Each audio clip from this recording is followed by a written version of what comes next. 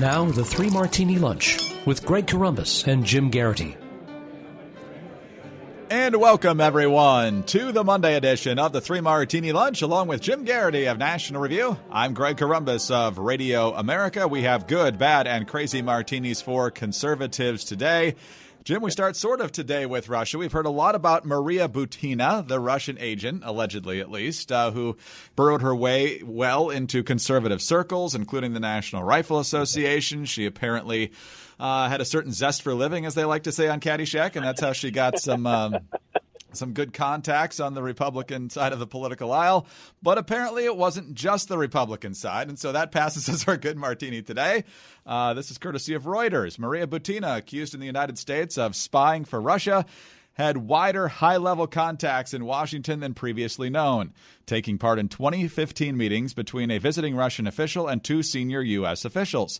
The meetings, disclosed by several people familiar with the sessions, and a report prepared by a Washington think tank that arranged them, involved Stanley Fischer, then Federal Reserve Vice Chairman, and Nathan Sheets, then Treasury Undersecretary for International Affairs. Butina traveled to the U.S. in April 2015 with Alexander Torshin, then the Russian Central Bank Deputy Governor, and they took part in separate meetings with Fischer and Sheets to discuss U.S.-Russian economic relations during Democratic former President Barack Obama's administration. So, Jim, it's not just the Republicans that got duped, and I don't know that that's really good, but at least the Democrats don't have the moral high ground here necessarily. Well, it's an observation. You might have thought that Anna Chapman, the previous redheaded Russian spy, would have assured those of us who are middle-aged men in Washington that if a redheaded Russian woman suddenly takes a great interest in you personally and your wife, maybe you're not that much the stud you thought you were. Maybe it's not your overwhelming charm. Maybe not your rugged good looks. Maybe she's after something else. And look, this looked like it was going to be something of an embarrassment to anybody who had associated with or in Ms. Butina over the last couple of years. But the other observation is that, well, wait a second. If she was, if this is such a glaring, suspicious behavior that people should be on alert for, what's the Obama Treasury Department's excuse? And so it's one of those things where it's kind of a recognition that the idea of, all of these groups were willingly duped, eagerly duped, eager to work with the Russians and should have recognized that this woman was an agent of the Russian government from the beginning. It looks worse if you have her meeting with Obama administration officials in the Federal Reserve and things like that. It's worth noting that as far as I know, no one has pointed to her actually getting any, good state secrets or of great use of this. The, charges filed against her that basically she was an operative of the Russian government and did not register to do so. You're allowed to work for the Russian government on U.S. soil. You just have to tell the U.S. government she did not, and that is, technically what gets you in legal hot water. So we'll see how this shakes out, but it's not quite the cut and dry Republican scandal Democrats might have hoped it was going to be. No, that's exactly right. But Republicans have some other problems of their own. And this is before we get to President Trump and the crazy martini. Jim, although this deals with him too in a big way, it turns out that you might not be getting a tax cut anymore. The Tax Foundation has determined that as a result of tariffs that the president has applied against a number of countries on a number of products, that for working class Americans, that pretty much is going to wipe out whatever your tax cuts were going to be as a result of last year's landmark tax reform legislation. So, Jim, the Democrats already had their talking point. You've got your crumbs, and the rich really got it good, and the corporations really, really got it good, and you're just getting table scraps. And now with the tariffs, that argument just got a lot stronger, it would seem. It did. And for those who are, not familiar, the Tax Foundation is a pretty darn even-handed organization, nonpartisan, and both parties tend to rely on their analysis, their calculations of the effects of tax cuts and things like that. So you can't argue, this is, the deep state or liberals making this argument. This is the argument that those who are skeptical of tariffs have been making for a long time, that as much as, those of us on the right love the tax cuts, so it was for the economic triumph of the Trump administration so far, and that people were enjoying it. You put tariffs on things. They put retaliatory tariffs on our exports. That has bad effects reverberating throughout the entire economy, and that imported goods and also even products that are produced domestically but require raw materials that are imported are going to get more expensive. Aluminum, washing machines, cars, all that kind of stuff. that basically the tax foundation's calculation is that your tax, whatever you're getting on taxes, you're now giving back in the form of tariffs. And it's deeply frustrating for everybody who tried to steer the administration away from this. Even more frustrating is that, the more these effects become clear, the Trump administration, at least so far, seems to believe that if we can just tough it out, if we just go a little bit longer, other countries are going to surrender and give us the, renegotiate on our terms. And I don't think that's necessarily a safe bet right now. But we'll see how it shakes out, Greg. But looking ominous on that front in a lot of ways. So we're not doing as great on taxes as we thought, but I'm sure we're okay on spending, right? No. Double-barreled bad martini here. Tom Schatz, who's been in Washington a long time. He's the head of Citizens Against Government Waste. It's an organization that whoever's in the majority completely ignores. And he says that there is Republicans are on track to set a record with big spending on pork barrel projects. He wrote this for USA Today. He says Republicans have long defined themselves as the party of fiscal restraint and limited government. But after just 2 years of complete control of the nation's capital, that same party has presided over an explosion of the most corrupt, unfair, and swampy practice in congressional history: pork barrel earmarks. Citizens Against Government Waste 2018 Congressional Pig Book exposes 232 earmarks in fiscal year 2018, 42% more than fiscal year 2017. The cost of earmarks exploded to $14.7 billion, a 116% increase from last year, and nearly 9 times more than the increase in discretionary spending from fiscal year 2017 to 2018. Some of the exciting things we're spending earmark money on: $13 million for the Save America's Treasures grants, which funds local opera houses, museums, and theaters. Other absurd earmarks include $65 million for Pacific coastal salmon recovery and $663,000 for brown tree snake eradication. So, Jim, last week we were just talking about trillion-dollar deficits, so this probably doesn't come as a huge surprise to our listeners, but we're really doing a bad job on this.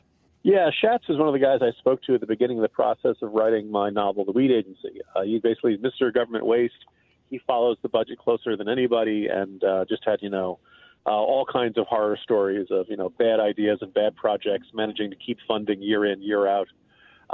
Depressing. I was going to say one of the few things you could point to, an indisputable success of the Republican majorities going back to 2010 was the elimination of earmarks and, the controversy that stemmed from the bridge to nowhere and things like that. Good to see we've given that back, huh, Greg? So, yeah, the last little symbolic victory against wasteful spending has been extinguished by the need to get those giant omnibus bills passed. Doing a great job of firing up the base here, less than 4 months ahead of it. Wow. All right. Anyway, let's move on to our crazy martini now. And Jim, the president is tweeting in all caps at almost midnight last night. So what could possibly go wrong? It all started when Mike Pompeo did something very, very good. He was giving a speech and he says, "The level of corruption and wealth among regime leaders shows that Iran is run by something that resembles the mafia more than a government." He was speaking at the Reagan Presidential Library in Simi Valley, California, and it's true.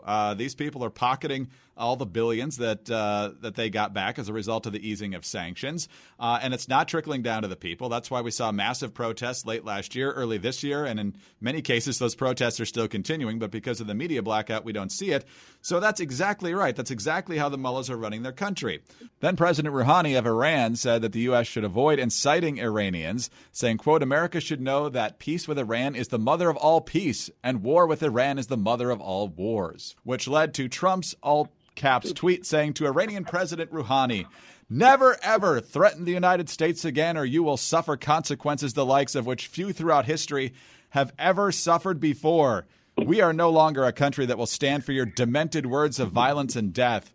Be cautious." Jim, what do you make of this? Obviously, calling out the Iranian mullahs and ayatollahs for their corruption and their sponsor of terrorism is a great thing. All caps tweets in the middle of the night, maybe not so much. Yeah, I say I like the subject matter. I like the focus, as I wrote in the Morning Jolt today.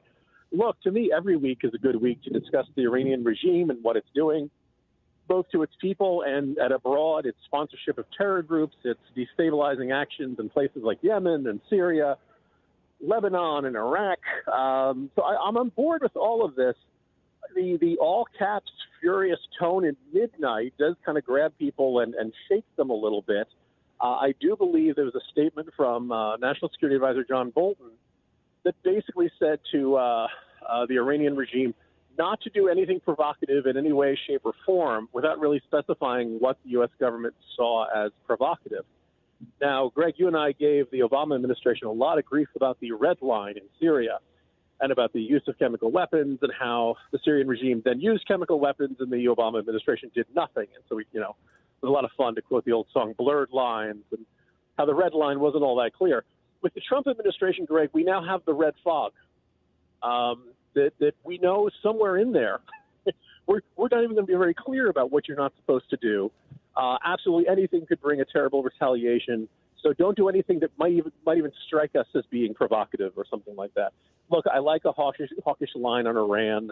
I just kind of feel like this is coming out of the blue, and you could probably be better if we tied it specifically to their actions. Like, for example, they're threatening to cut off the Strait of Hormuz. That's the tiny belt of water that connects the Persian Gulf to the Indian Ocean and the rest of the world.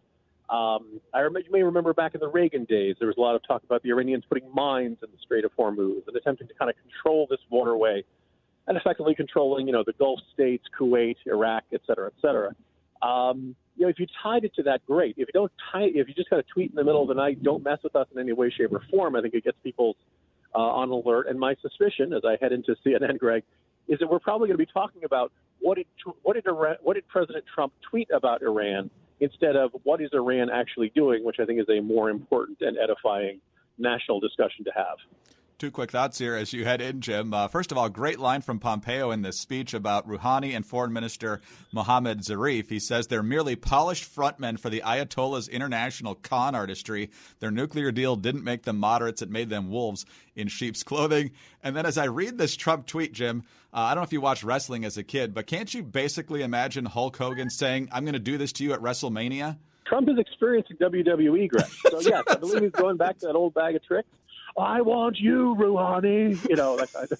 All right. Well, Jim, got a lot to talk about over there at CNN. Enjoy that. We'll talk to you tomorrow.